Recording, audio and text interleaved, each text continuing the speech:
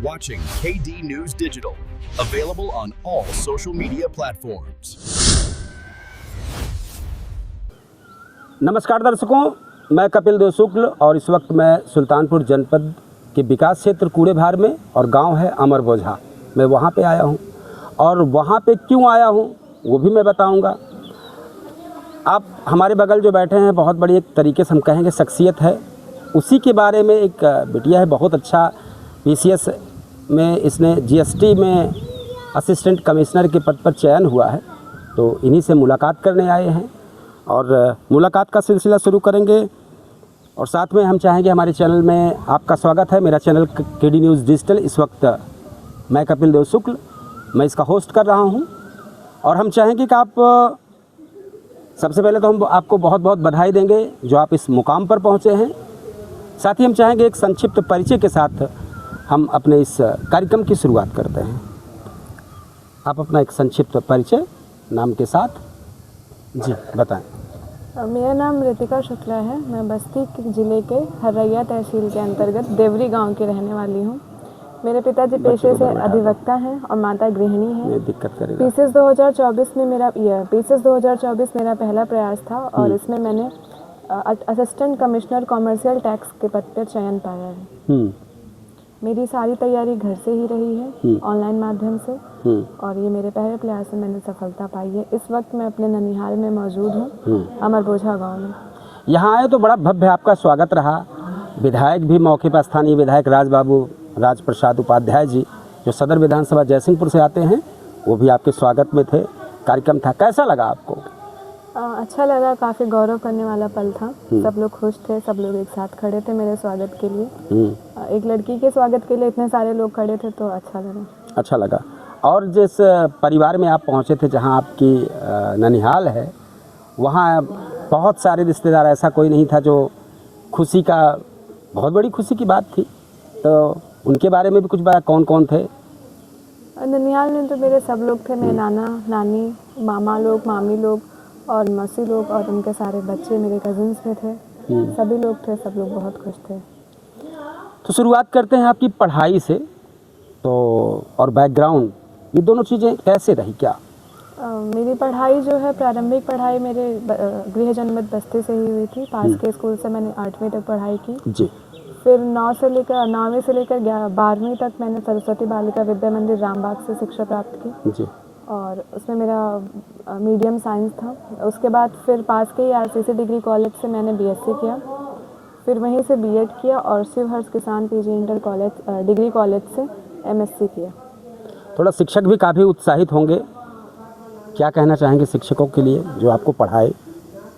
शिक्षक तो मेरे काफ़ी अच्छे थे, जितने भी स्कूल में मिले, चाहे वो रामबाग में मिले हो या फिर आगे की पढ़ाई में, सब ने काफ़ी सपोर्ट किया था उस समय मेरी पढ़ाई में। पीसीएस की तैयारी के लिए आपको प्रेरणा कहाँ से मिली जो आपने कहा कि नहीं हम पीसीएस करेंगे? कैरियर ऑप्शंस लड़कियों के लिए अगर हम एक मध्यम वर्गीय परिवार में देखें तो बहुत कम होता है। और फिर उनको मतलब अगर प्राइवेट में सेक्टर में उतना पेरेंट्स सपोर्ट नहीं करते तो उन्हें गवर्नमेंट सेक्टर की तरफ जाना ही पड़ता है। और गवर्नमेंट सेक्टर की तरफ जब मैंने अपना ध्यान केंद्रित किया तो उस समय सामने कोई वैकेंसी थी नहीं और मुझे लगा कि पीसीएस से बेहतर कुछ होगा नहीं, तो इसलिए मैंने पीसीएस की तैयारी शुरू की 2023 में और 2024 में मैंने अटेम्प्ट किया और उसमें मैंने सफलता प्राप्त की। तैयारियों के दौरान बहुत सारी चुनौतियाँ आई होंगी, आप उसे कैसे पार पाए?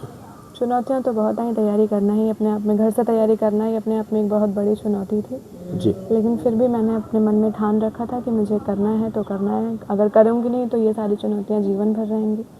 तो उन सारी चुनौतियों को नज़रअंदाज करते हुए और सब कुछ भगवान के हाथों में छोड़ के मैं अपनी तैयारी पर हमेशा निरंतर लगी रही और अंततः सफलता प्राप्त की।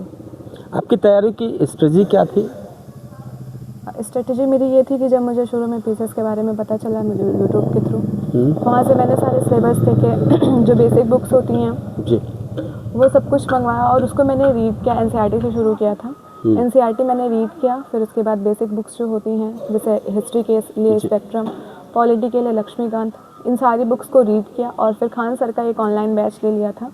बेसिक रीडिंग मेरी पहले ही हो चुकी थी और तो वहाँ के शिक्षकों ने भी बहुत अच्छा समझाया। वहाँ से मुझे काफ़ी कुछ समझ में आया, उसके नोट्स बनाए और उसी नोट्स को और उसी बेसिक बुक्स को, स्टैंडर्ड बुक्स को मैंने बार बार रिवाइज़ किया, बहुत ज़्यादा बुक्स, बहुत ज़्यादा टेस्ट सीरीज़, बहुत ज़्यादा कोचिंग के पीछे मैं नहीं गई। सिर्फ एक चीज़ से स्टक रही और वो मेरे खुद के नोट्स थे जो मैंने अच्छे से बनाए थे, और वही मैंने प्री मेंस इंटरव्यू तक सब कुछ रिवाइज़ किया। आपने पढ़ाई और निजी जीवन के बीच में संतुलन कैसे बना के आज इस मुकाम पर पहुँचे हैं आप? मेरे निजी जीवन में देखें तो मैं घर पे ही रह के तैयारी करती थी। तो मम्मी रहती थी, उनका काफ़ी सपोर्ट था, घर का कोई काम हम ऐसा करना नहीं रहता था, लेकिन जितना हो पाता था मैं उनकी भी हेल्प कर देती थी। अपनी सारी जिम्मेदारियों का मैं निर्वहन करती थी।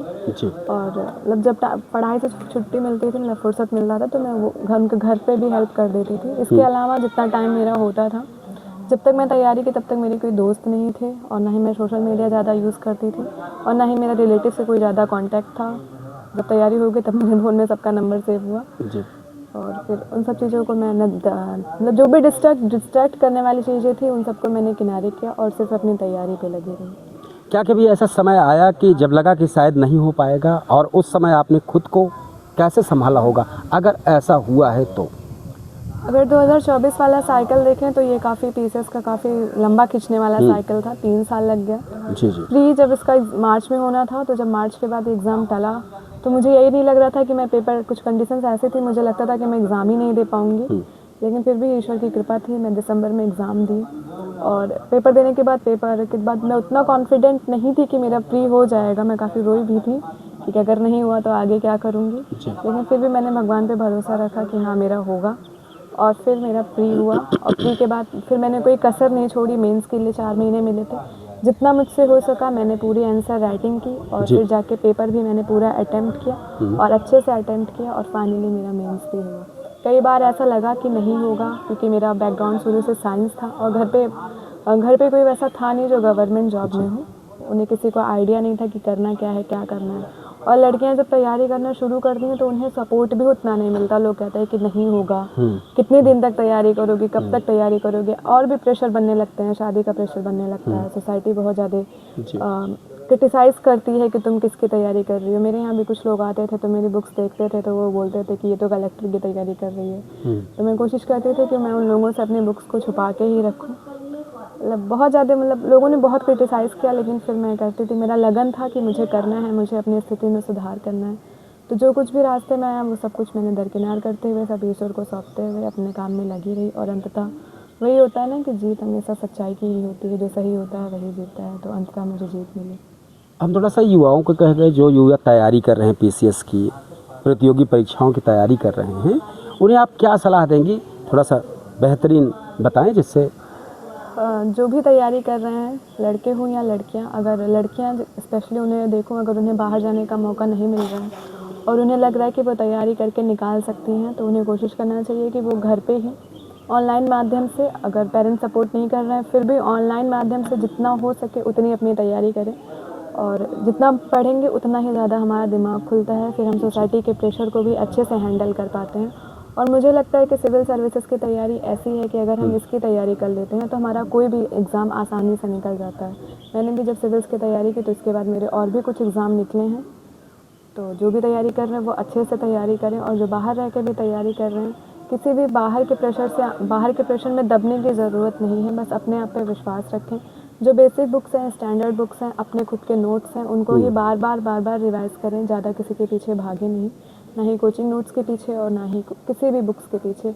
जो एक बुक में लिखा है वही सब बुक में लिखा है, उसको रिवाइज़ करें, टेस्ट सीरीज़ लगाएं, टाइम मैनेज करें, खुद पे भरोसा रखें, भगवान पे भरोसा रखें, उन्हें सफलता ज़रूर मिलेगी। आपकी सफलता के पीछे किसका सबसे बड़ा योगदान मानते हैं आप?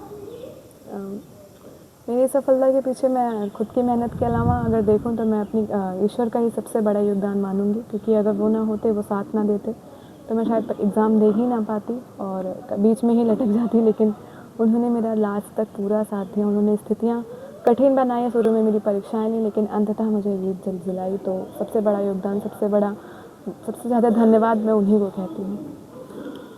तो बहुत बहुत धन्यवाद रितिका शुक्ला जी, आपने हमारे चैनल से बात की और आपने अपने अनुभव आपने साझा किए, बहुत अच्छी बात है। हमारे चैनल में आपका बहुत बहुत बेहतर चैनल भी चाहेगा कि आप नित नई ऊंचाइयां छूते रहें, और हम फिर कभी आपसे फिर मुलाकात करेंगे एक बेहतरीन इंटरव्यू के साथ, लेकिन तब करेंगे जब आप शायद अपने पद पे आसीन होंगे। उसके बाद फिर आपसे मुलाकात करते हैं। तब तक के लिए जय हिंद, धन्यवाद।